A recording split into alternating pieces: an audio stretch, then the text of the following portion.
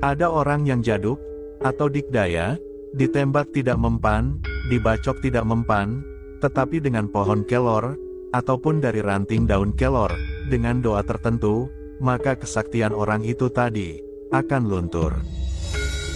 Seperti apa ulasannya? Simak sampai akhir.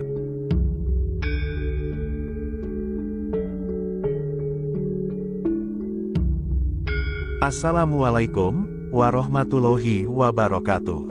Salam sejahtera untuk kita semuanya. Rahayu, rahayu, rahayu.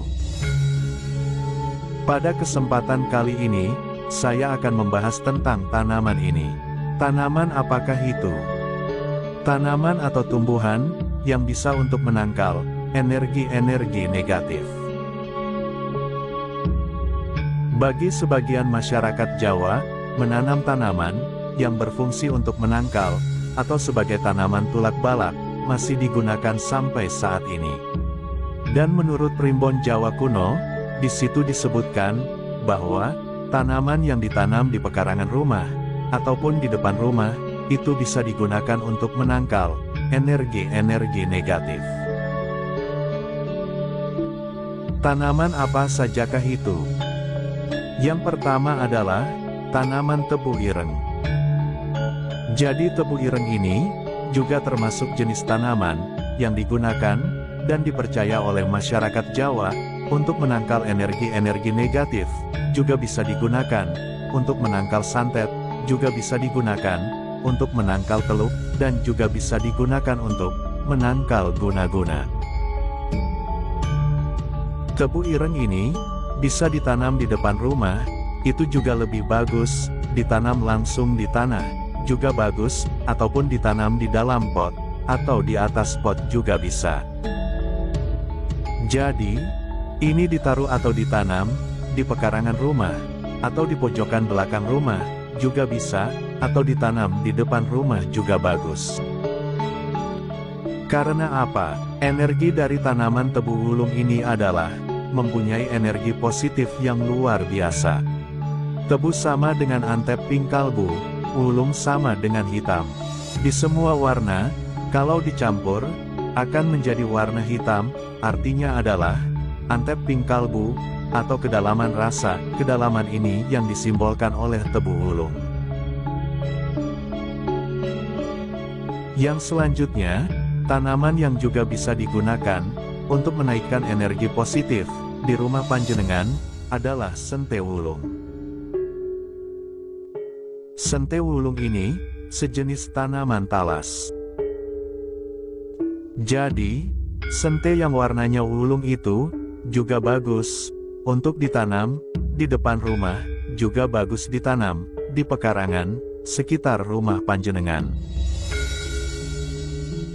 Di samping memang mempunyai keindahan yang luar biasa, sente wulung ini, energi positifnya sangat luar biasa. Ketika energi positif itu besar di rumah panjenengan, ataupun di sekitar rumah panjenengan, kalau ada energi negatif masuk, atau kalau ada kiriman energi yang masuk, seperti santet, ataupun teluh, maka secara otomatis, energi negatif itu akan terkonter dengan sendirinya.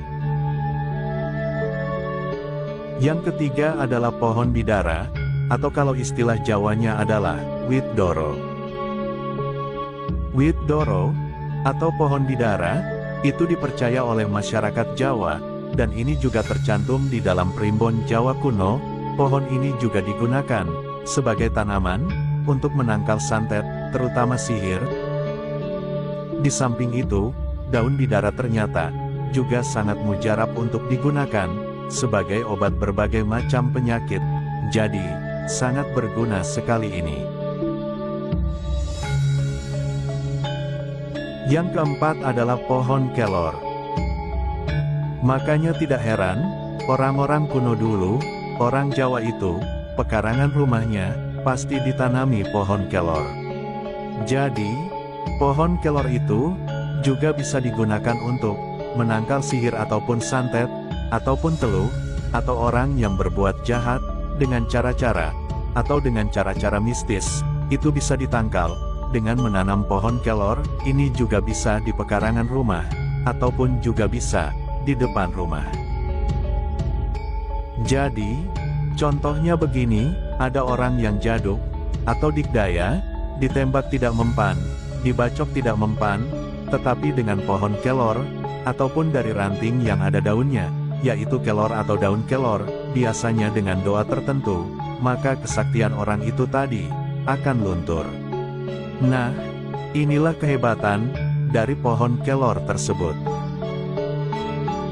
Kemudian yang nomor 5 adalah pohon pule. Jadi, pohon pule ini juga mempunyai energi positif yang luar biasa. Di samping memang daun dan juga kulitnya bisa digunakan sebagai obat secara ilmiah, pohon pule ini juga bisa menyerap radikal-radikal bebas di udara. Di samping itu, juga bisa menjernihkan udara.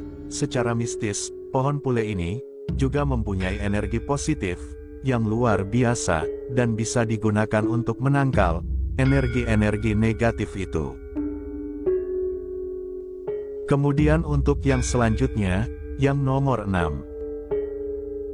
Jadi, menurut primbon Jawa kuno ini, disebutkan bahwa pringgading ini juga sangat bagus dan memang sangat luar biasa bila digunakan untuk menangkal santet, teluh, ataupun benda-benda, ataupun untuk menangkal energi negatif. Ini juga bisa ditanam di depan rumah kita, ataupun juga bisa ditanam di sekitar pekarangan rumah kita. Yang nomor 7 adalah pohon johar.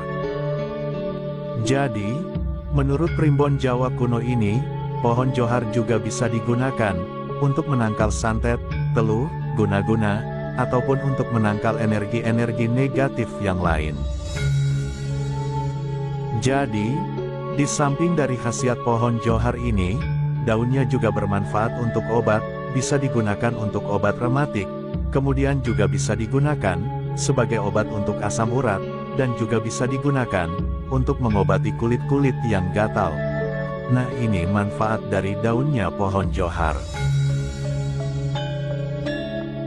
Di samping itu, pohon johar sendiri juga mempunyai energi positif yang luar biasa, sehingga ketika energi-energi negatif menyerang rumah kita, maka secara otomatis energi positif yang dipancarkan oleh pohon johar bisa menangkal itu semua.